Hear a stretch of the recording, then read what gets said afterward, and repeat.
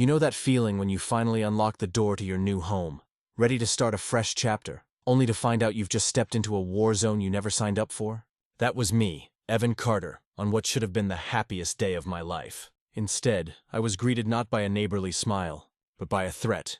Leave immediately or face the fines. And just like that, my moving day turned into a showdown. Boxes in hand, sweat stinging my eyes. I barely had time to process the words. There she was, Paula Hargrove, the self-appointed queen of Maple Ridge, standing in my garage doorway like a bouncer at an exclusive club. She didn't walk up the driveway. She materialized, blocking my path with a binder so thick it could double as a riot shield. Her blazer was pressed to perfection, her expression a cocktail of authority and panic. I'd never met her, but I already knew her type. The kind of person who believes rules are more important than people. "Excuse me, are you the new resident?" she asked, but it wasn't a question. It was an accusation, wrapped in a veneer of forced politeness. I tried to sidestep, but she shifted, determined to make her point.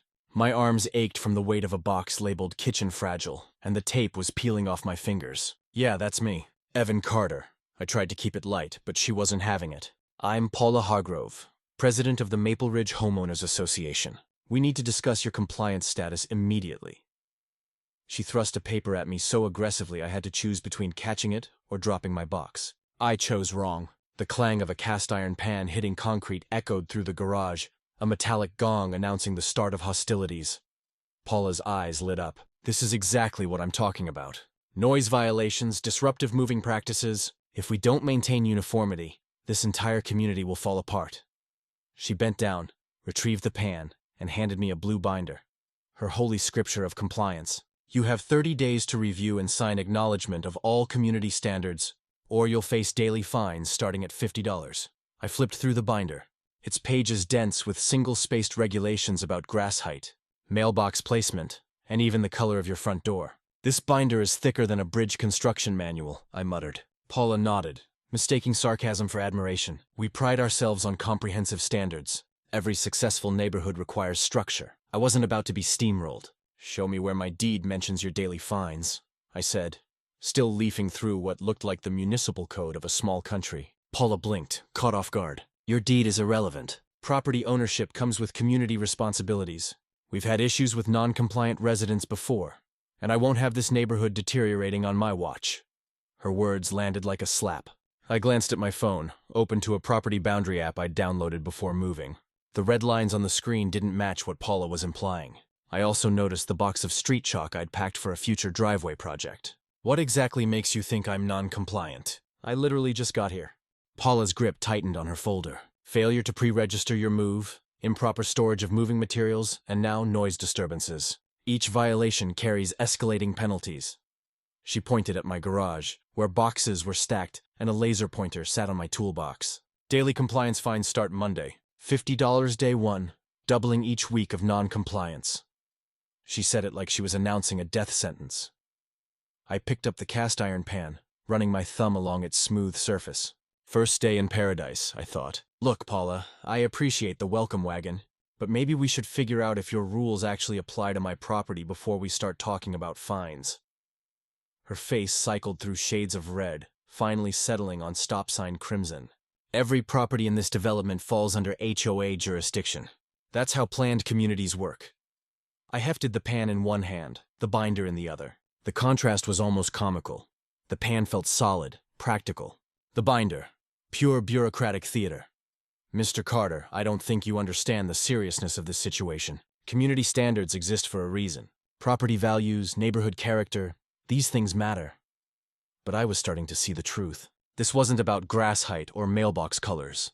This was about control, about someone who'd built their identity around being the neighborhood enforcer. The laser pointer on my toolbox caught a ray of sunlight, sending a red dot dancing across the garage wall. "I understand perfectly, Paula. The question is whether you understand property law." For a split second, her mask slipped. She recovered quickly, but I'd seen it. The micro-expression of someone who might not be as sure of their ground as they pretended.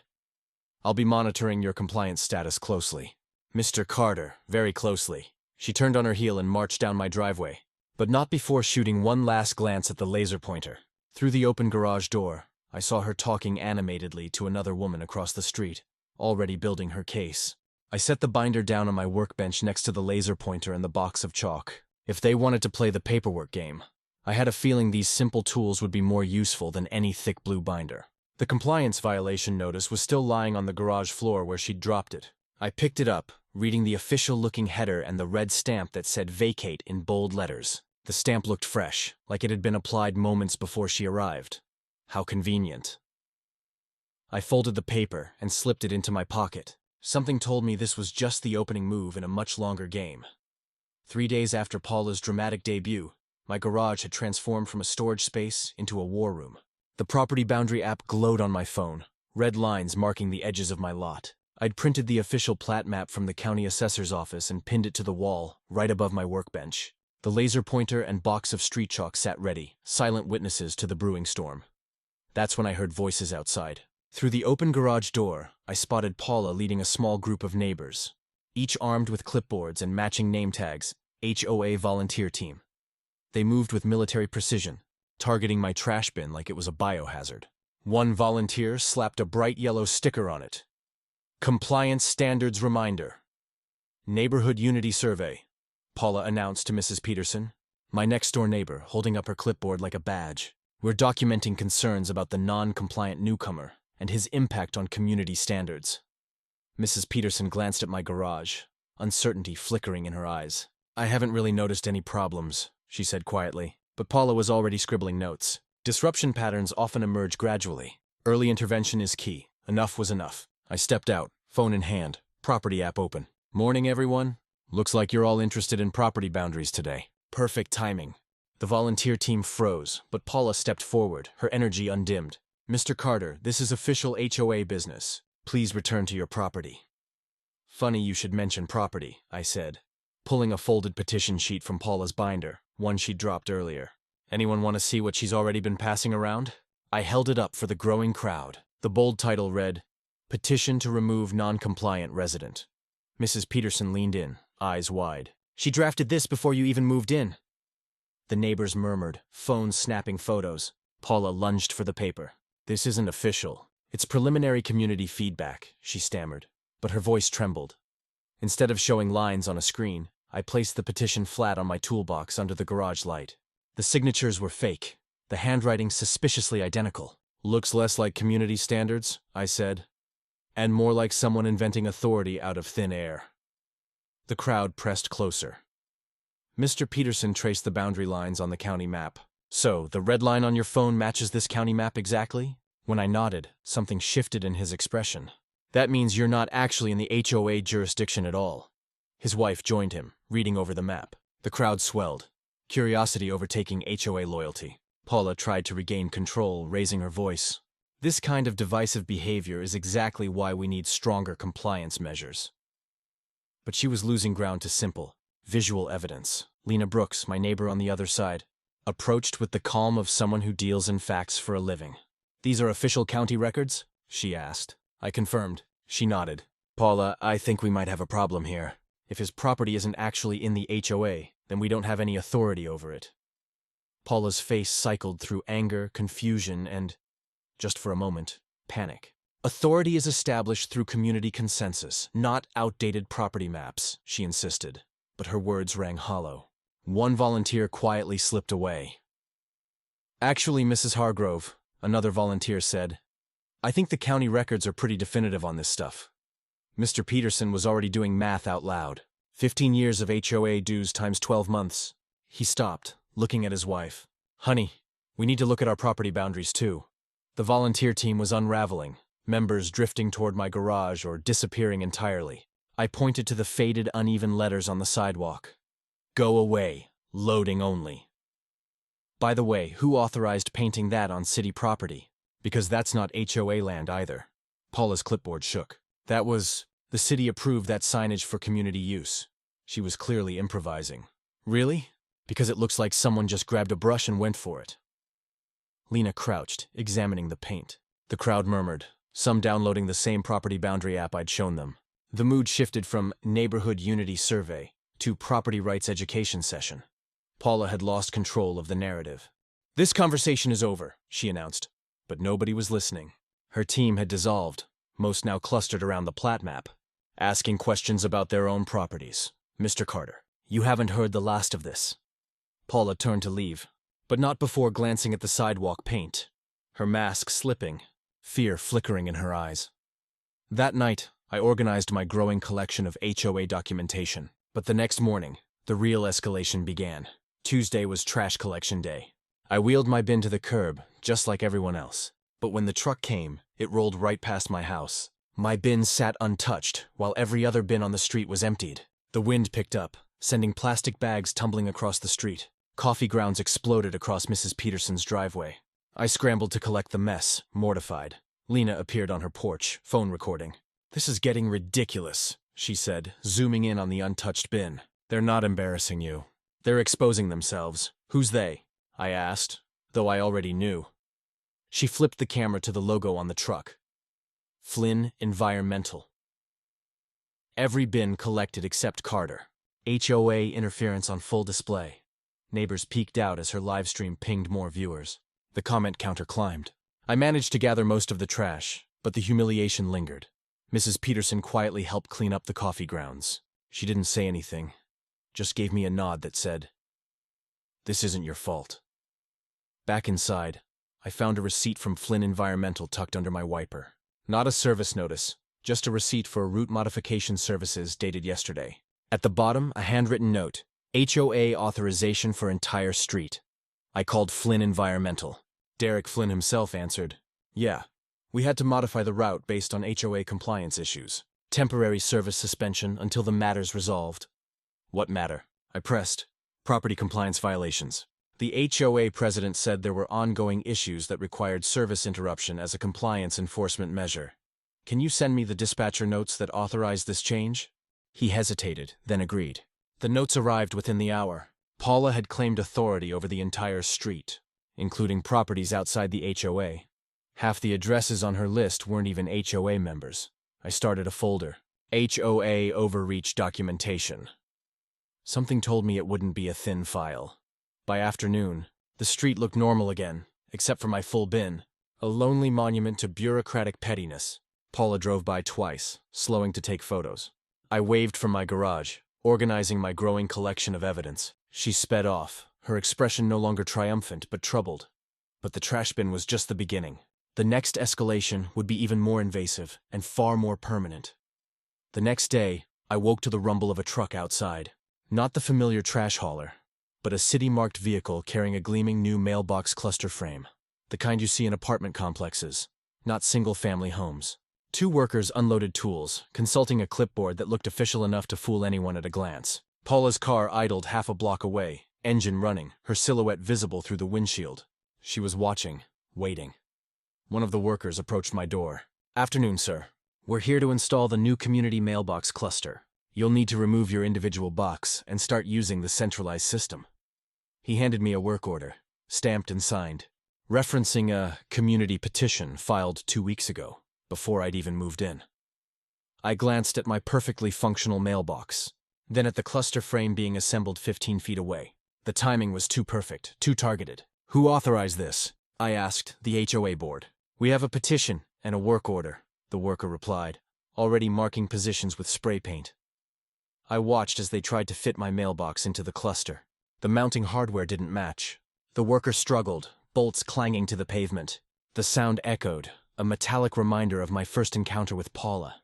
She appeared, clipboard in hand, now wearing a reflective safety vest. "Mailbox uniformity is a compliance requirement. You have 48 hours to transition to the community cluster system or face double daily fines." She flashed a laminated card, clearly homemade, declaring, "All residents must use standardized mail delivery systems to maintain neighborhood coherence." Neighborhood coherence? I repeated, incredulous. "Who determined this requirement?" "The HOA board voted unanimously," she said, but wouldn't meet my eyes. "Really? I'd love to see the meeting minutes." She shifted, vest crinkling. The worker called out, "This doesn't fit right. The hardware's all wrong." That's when I remembered. Mailboxes aren't just neighborhood decor. They're federal property, protected by law. Tampering with them without authorization is a federal offense.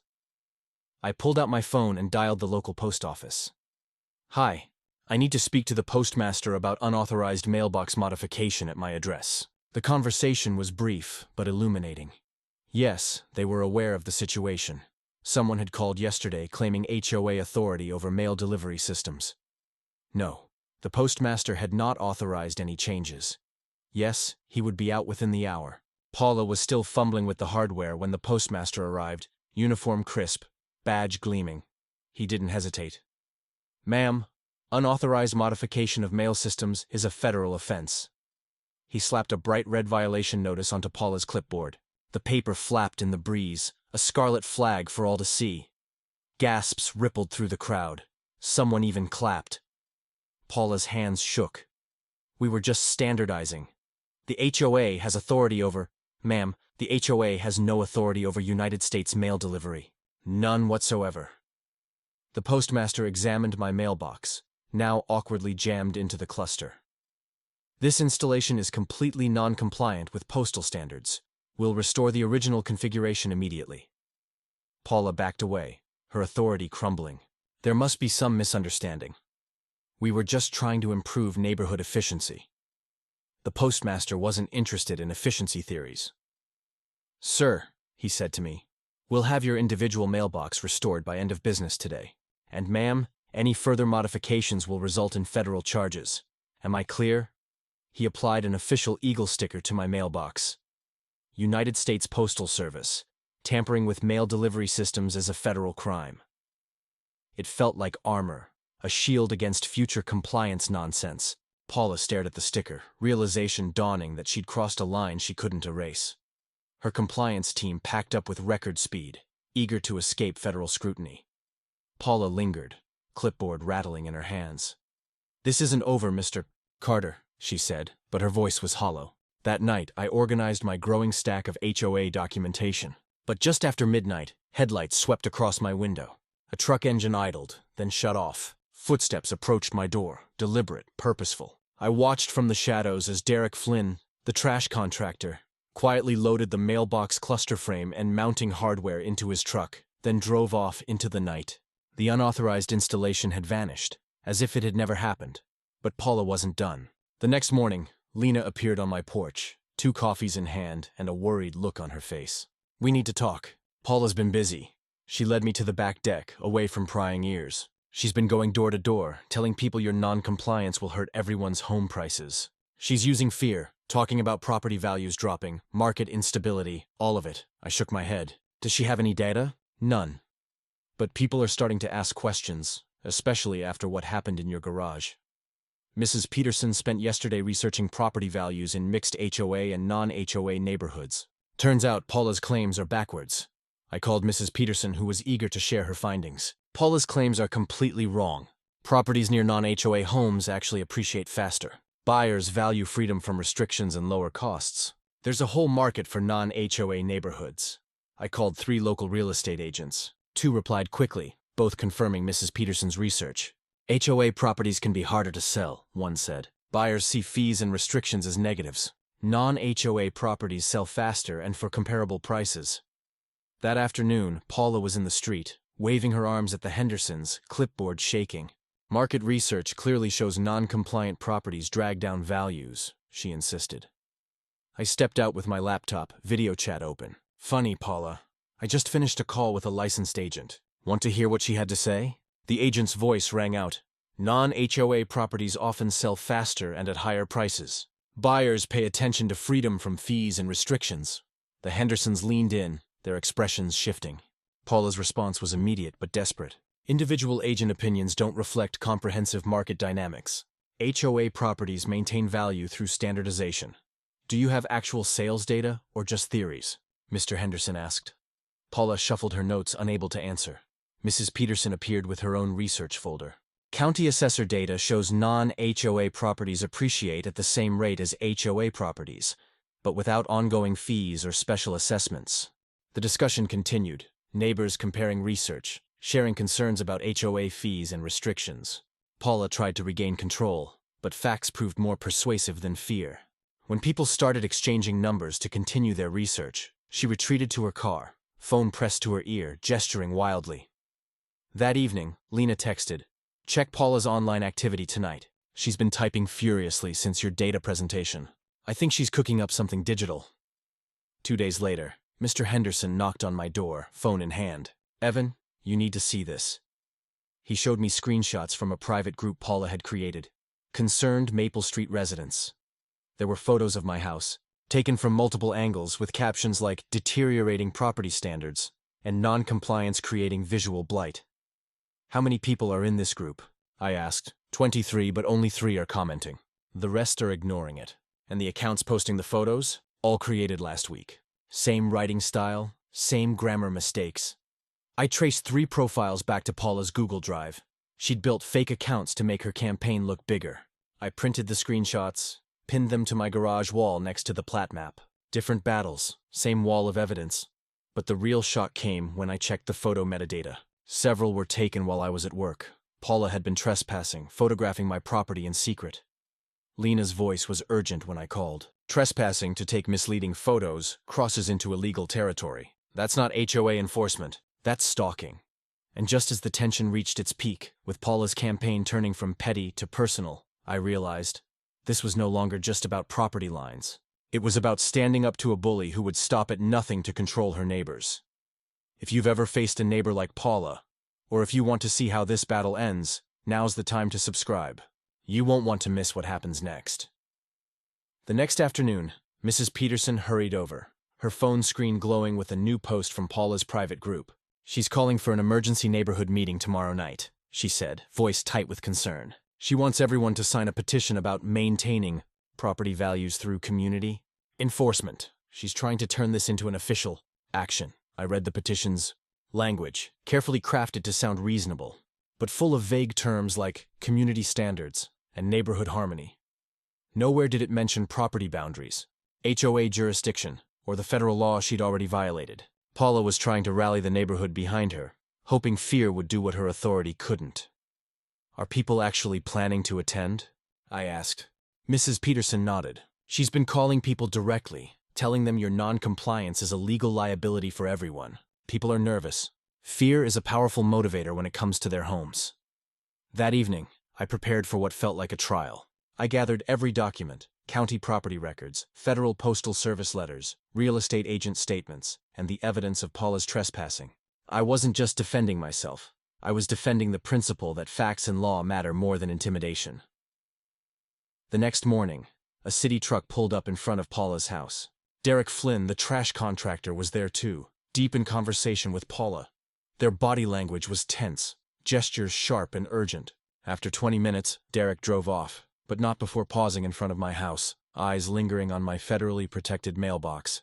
Paula remained in her driveway, phone pressed to her ear, pacing like a general before battle. By late afternoon, word of the emergency meeting had spread beyond Paula's private group. Neighbors I'd barely met stopped me on the sidewalk, asking about the property dispute, the mailbox incident, and the HOA's real authority. Some were skeptical, others supportive, but everyone was curious. Lena stopped by with coffee and a warning. Whatever happens tonight, stick to the facts and stay calm. Paula's running out of options, and desperate people make mistakes.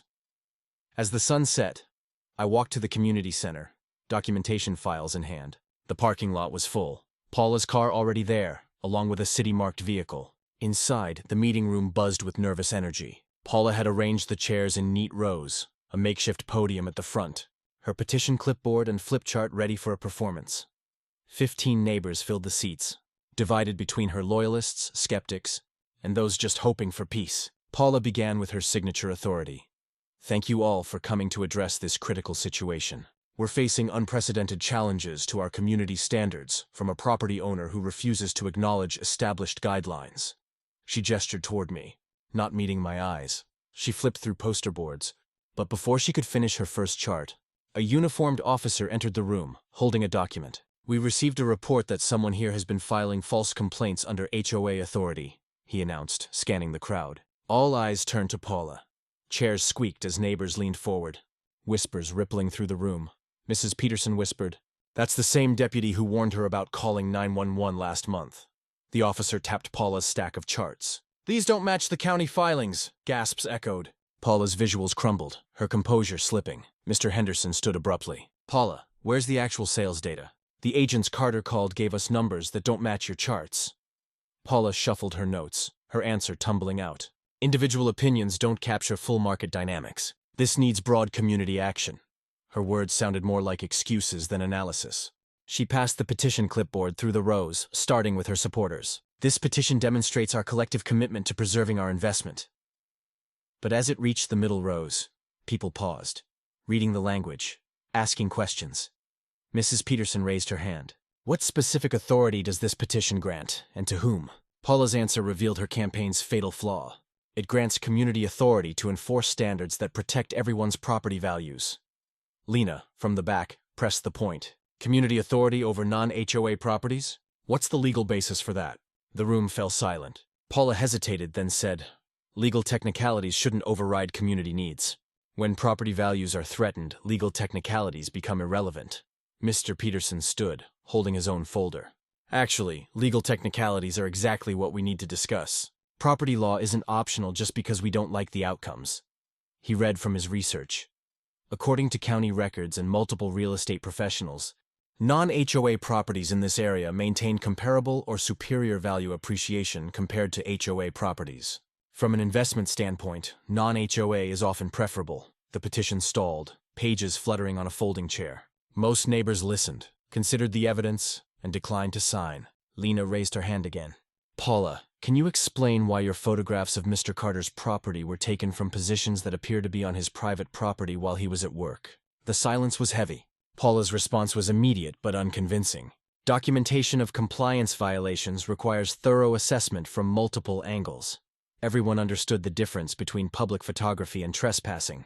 The meeting's momentum shifted. Mrs. Peterson spoke up.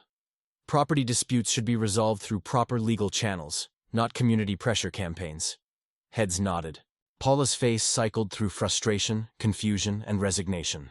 The meeting ended as people quietly left, the petition abandoned. Even her most loyal supporters seemed uncomfortable with the trespassing revelations and lack of real data. As I gathered my files, I noticed the city truck still outside. The driver approached. Mr. Carter, I'm with Municipal Planning and Development. We've received reports about property boundary disputes. We'll conduct an official survey and assessment tomorrow morning. The next day, 2 city trucks and a surveyor's van arrived at 8 a.m. sharp. The crew worked with professional efficiency, tripods snapping open, lasers cutting across the morning haze. Paula watched from her driveway, phone glued to her ear, her posture defensive. The surveyor explained each measurement, confirming my property was entirely outside HOA jurisdiction. The official handed me a laminated sheet, stamped in blue and gold. Boundary verified outside HOA jurisdiction. Neighbors snapped photos. The crew sank a metal post at the edge of my lawn, bolting on a reflective plaque. Survey completed. Outside HOA area. A kid on a bike circled past, chanting the words like a victory cheer. Paula's campaign had not only failed, it had resulted in official permanent documentation of her lack of authority. The sign was a beacon, a public declaration that property law trumps neighborhood politics. By evening, Paula's phone buzzed with urgent calls. Lena stopped by, reporting that the HOA board had called an emergency meeting to address Paula's unauthorized actions and the liability she'd created. Trespassing, federal postal violations, and overreach had consequences. By nightfall, Paula was removed as HOA president and held personally liable for $700 in municipal fines. Derek Flynn lost his contract renewal for accepting unauthorized service requests. The neighborhood's response was mixed, but most were relieved. Mrs. Peterson brought cookies and an apology. I should have questioned her authority from the start. Property law exists for a reason. Paula made one final appearance, loading boxes from the former HOA office. She paused at my property line, looking at the new boundary sign. Maybe I got too focused on maintaining standards, she said quietly. Boundaries do matter, I suppose. The chalk lines faded, but the orange municipal sign remained, catching the sunset. After all the shouting, binders, and fake authority, the truth came down to a hammer, a map, and a law that was never on Paula's side. Maybe the real lesson is you don't have to scream louder than a bully. You just have to document better. If you want to know how it feels when an HOA member throws trash in your yard at midnight, then watch my next video that's showing on the screen. Protect your space, your sanity, and your boundaries, always.